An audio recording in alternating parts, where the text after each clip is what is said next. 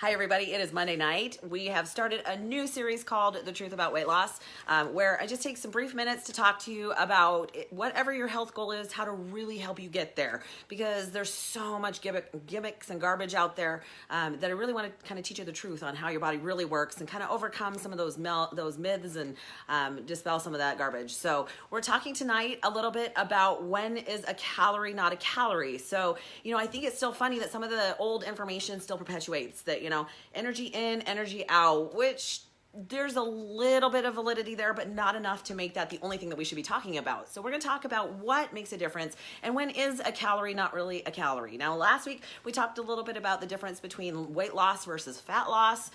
This week, and honestly, this information goes for no matter what style of health goal that you're trying for.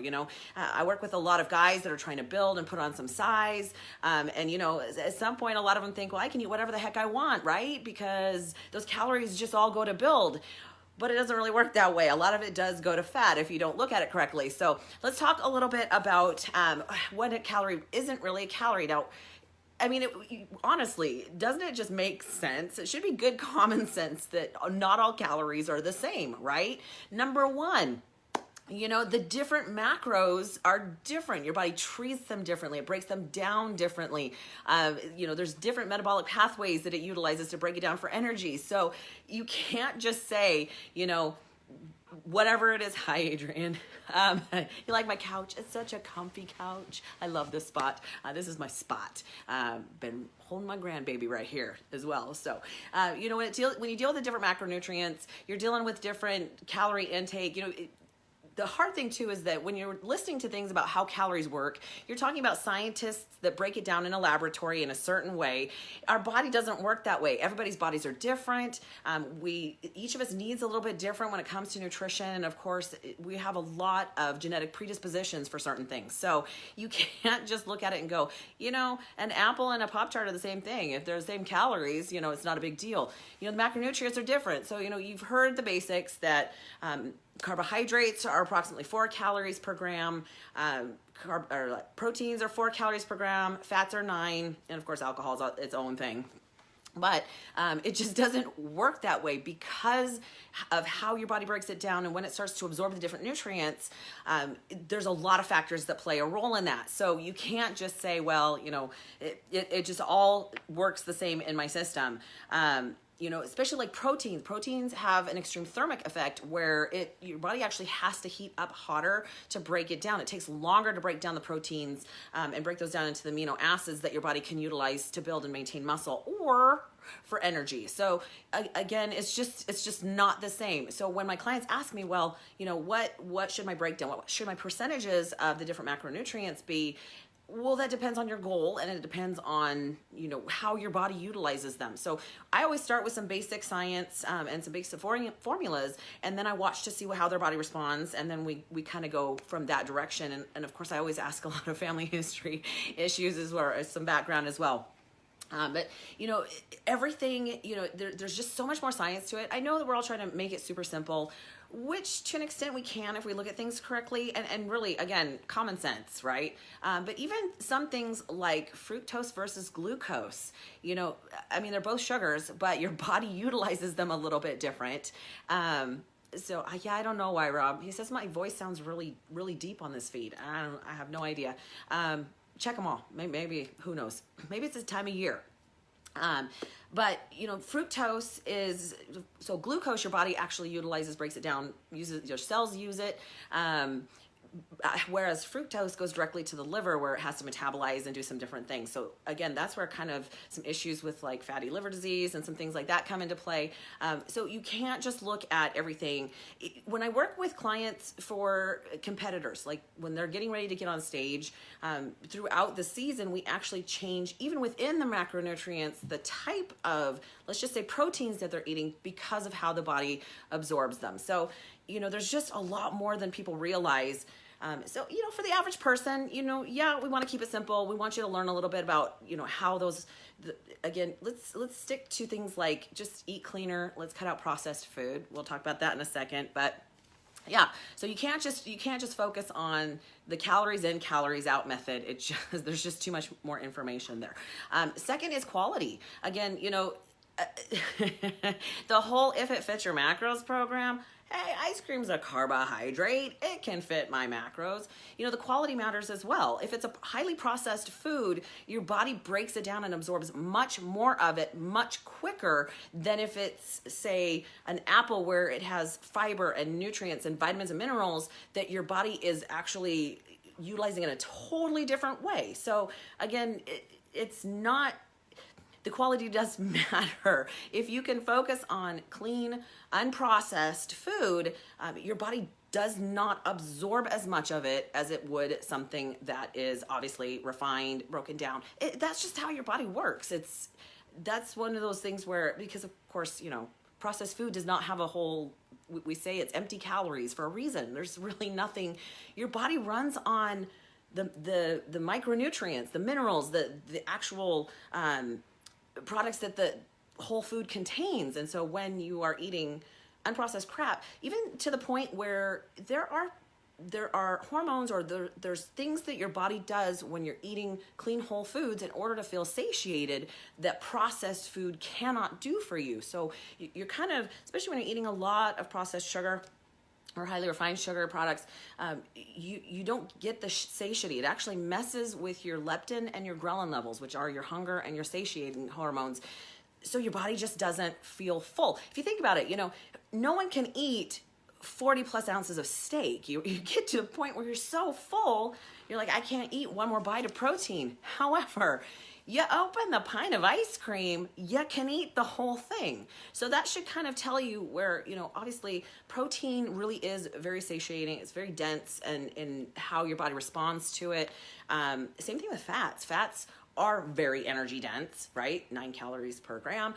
But again, there's definitely some things in there that makes you feel full and satiated for a while so that you don't feel like you got to continue to eat, versus carbs don't tend to react the same way, especially again, the highly refined and the processed ones. So of course, keep that in mind. And even some of the health things that we hear are healthier, it's always great to pick some healthier options, I know, but again, people come to me and say, well, what do you think about, say, Halo Top ice cream? Well, it's definitely a better option than, hey, Justine, I'm actually on Monday nights doing a slightly different series called The Truth About Weight Loss. Wednesday night is still Q&A Wednesday, where I answer questions about that my clients and that you all ask, but this one's a little more focused to kind of getting you past the gimmicks and the garbage and the information that's out there, because I find it fascinating that we still focus on the wrong thing, right? If you look at the food pyramid that's still out there, by the way, that is not produced by our country's health,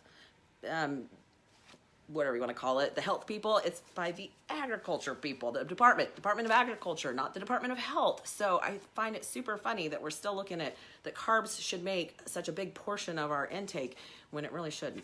So again, I know I'm getting a little bit off topic, but so, even things that sound healthy are not always your best options. Protein bars are still a processed food. So although man, they're still healthier than what a lot of people will eat. You have to be really careful there. There are some of those protein bars are just as bad as eating a Snickers when it comes to how much sugar and garbage it contains. So, but just be smart, use some common sense. Those are still things that you shouldn't be eating on a daily basis. Maybe, once in a while. I do the Meals with Melissa on Saturday, and I make some healthier versions of things like our no-bake cookies from this last Saturday, but that doesn't mean that you should eat the entire batch as soon as you make them. So again, let's just keep some common sense going there. Another thing that can affect how much of the food or the calories that your body actually absorbs is the fiber content. Now, I fully do not believe in net carbs. I find that to be a huge garbage gimmick that food companies have come up with in order to make it sound healthier than it is. If you talk about real unprocessed food, like say an apple, it absolutely does make a difference. The fiber contained in the apple does slow down the absorption rate of the sugars in your system. But in processed food, it's all theory and it's still processed food. So it really doesn't, you can't say, well, you know what, the fiber in that actually negates this half of the carbs. It just doesn't. It's still a processed food, guys. So I know it sounds like a great loophole because we're all looking for that, right? But it isn't. So, real whole foods, say fresh vegetables and things, do contain a lot of minerals and fiber, which does slow down the absorption of the process or the product in your system. So that can make a huge difference. It really does delay absorption of the calories. Also, how the food is prepared can make a big difference. So some things like, just say broccoli is a good one. You know, broccoli raw is obviously not going to be nearly absorbed, right? The product is, your body's going to really have to work to break it down, as say maybe steamed. Steamed has broken it down just a little bit. Still going to have the vitamins and minerals, but it's not quite as hard for your body to break it down. Now, like boiled is a totally different ball game. A lot of the nutrients have leached out of the broccoli, and you're just not going to get all of those vitamins and minerals. So you're probably going to actually absorb more of the calories themselves. So again, you know, it's kind of common sense if you think about it. A little bit of you know, science from high school, but it really does make a difference on how it's prepared as to how much your body can actually utilize it. Like I said, that's why when you talk about whole grains, it's a little bit different ball game when they've processed it down into, say, enriched white flour, right? It's just not the same product there. Of course, they've taken the fiber out of the equation, so it has no reason to slow down the absorption rate in your system. So here are my tips in response to that. First of all, it's very difficult to overeat when you're eating clean, unprocessed whole foods, right? Especially if you're paying attention, you know, you're getting your protein intake there. If you're not overdoing the carbs and you're using complex carbs versus simple sugars, right? Again, same thing, like fruit is not unlimited, even though it is a better whole option.